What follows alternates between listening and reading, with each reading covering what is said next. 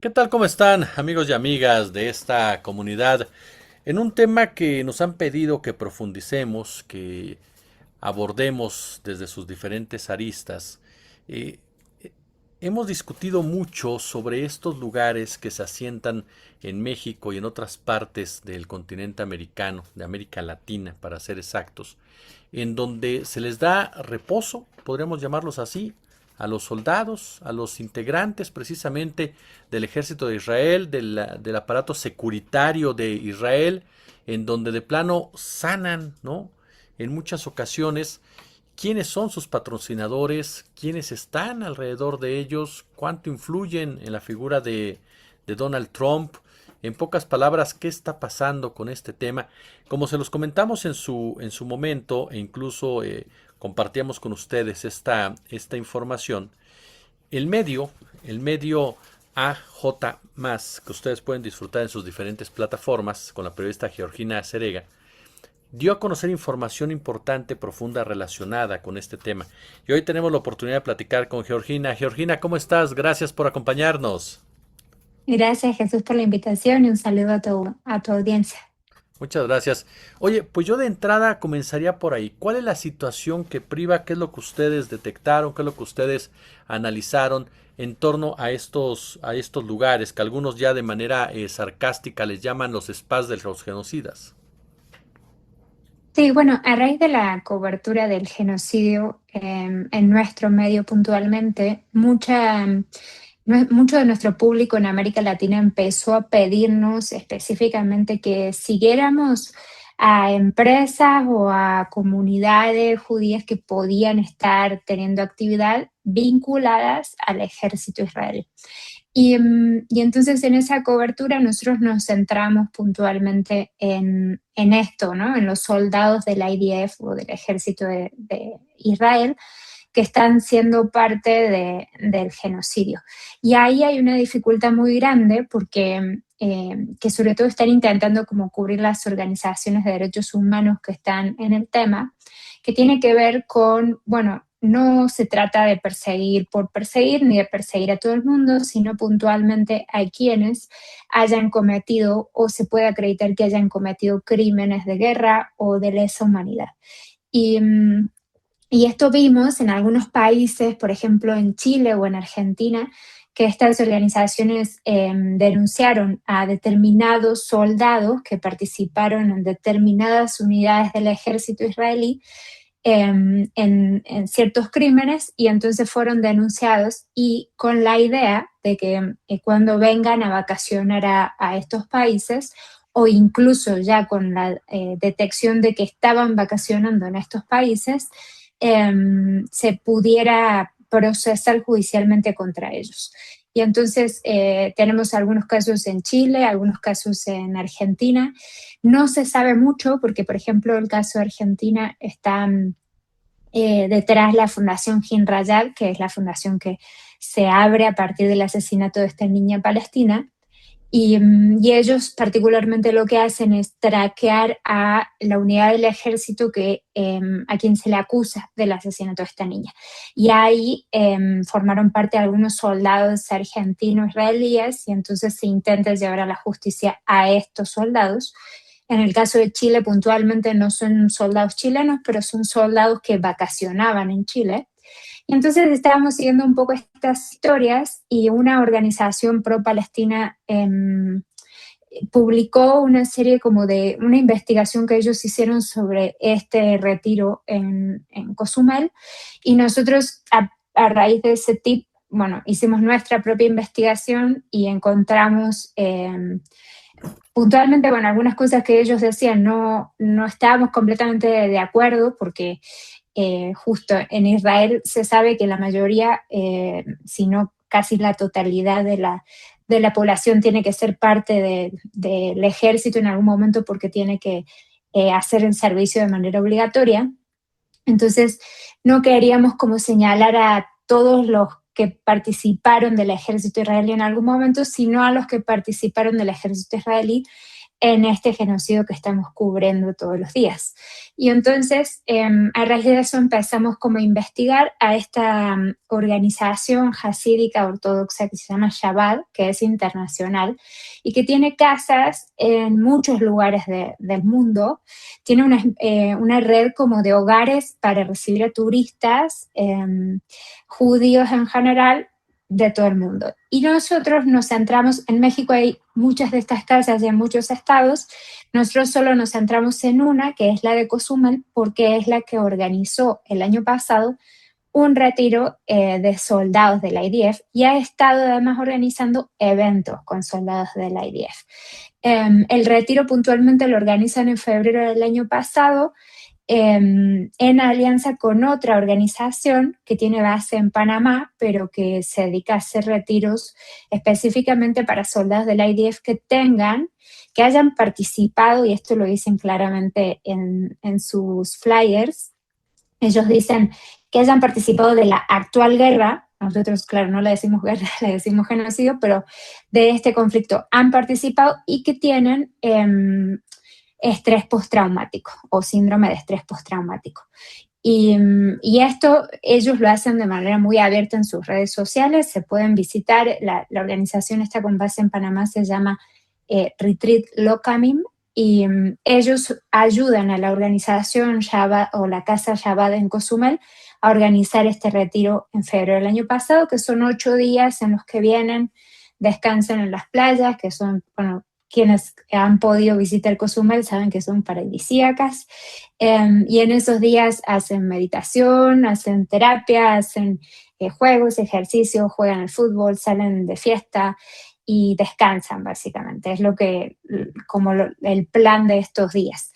Y bueno, incluso subieron hasta un video promocional que nosotros incluimos en nuestra publicación, mostrando qué era lo que habían hecho esos días. Y más allá de todo, nosotros lo que venimos a un poco plantear con este video no es tanto una denuncia, sino más bien plantear, ¿no? ¿Por qué en algunos países hoy se está persiguiendo a estos soldados por crímenes de guerra o crímenes de lesa humanidad?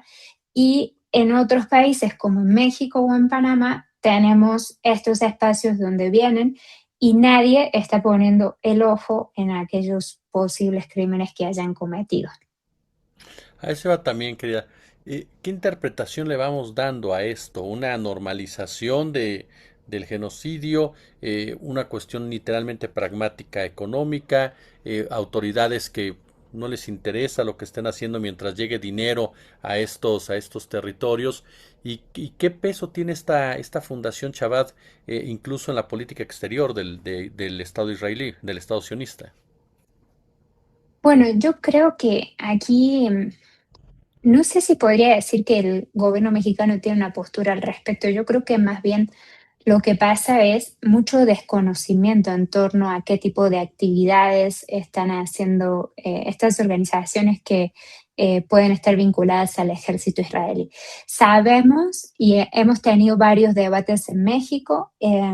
Si mal no me equivoco, hubo un debate en el CIDE sobre contratos en alianza con universidades que trabajaban con el ejército israelí.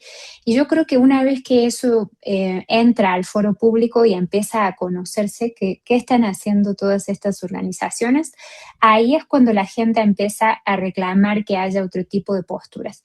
Pero yo creo que se alimentan también estas organizaciones del desconocimiento, de actuar en secreto, de no publicitarlo en foros donde pueda generar cierto rechazo.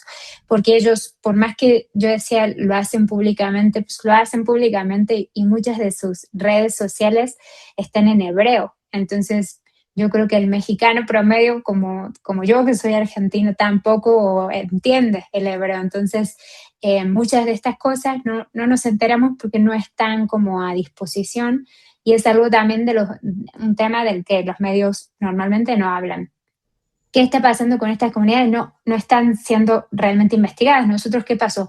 Publicamos esto y nos llegaron un montón de mensajes de nuestra audiencia diciendo en tal lugar de tal estado mexicano está pasando esto, con los terrenos está pasando esto, con no sé qué.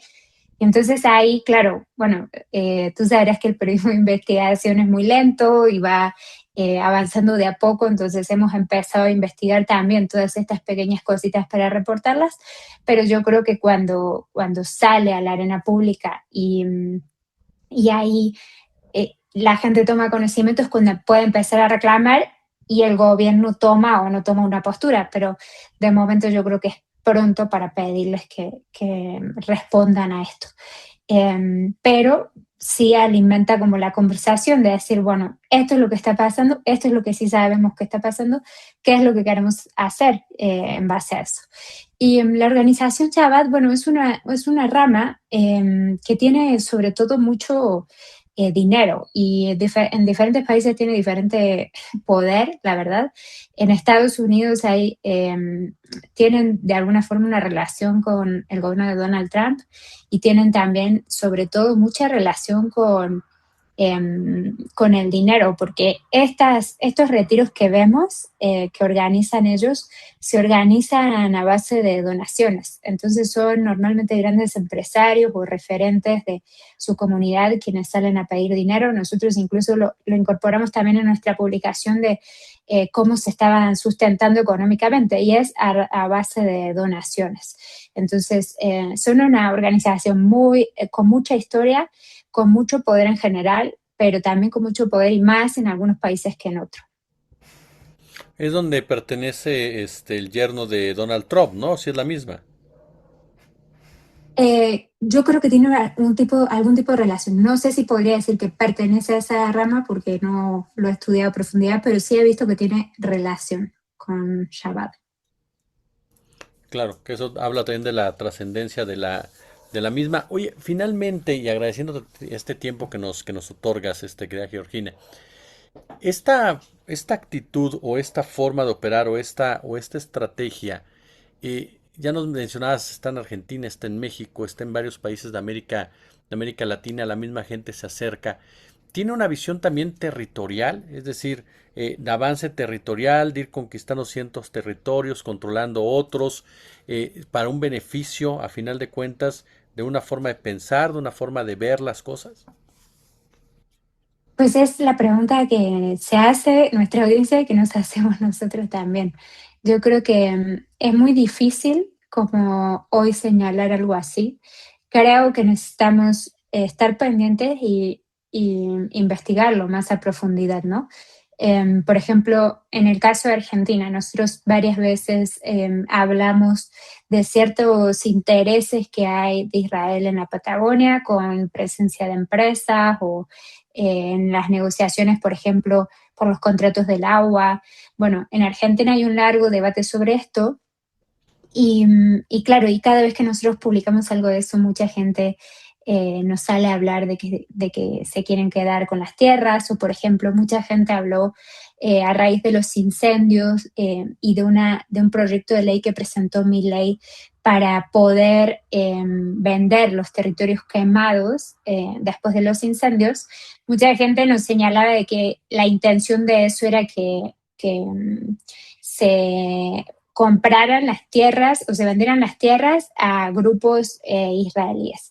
Pero de momento oficial no hay nada. Nosotros hemos estado detrás de ciertas publicaciones que han hecho, no hemos podido probar nada. Estamos pendientes y en el momento en el que lo tengamos confirmado lo publicaremos. Eso también es importante transmitir, ¿no? Porque no nos da igual, estamos mirándolo de manera constante.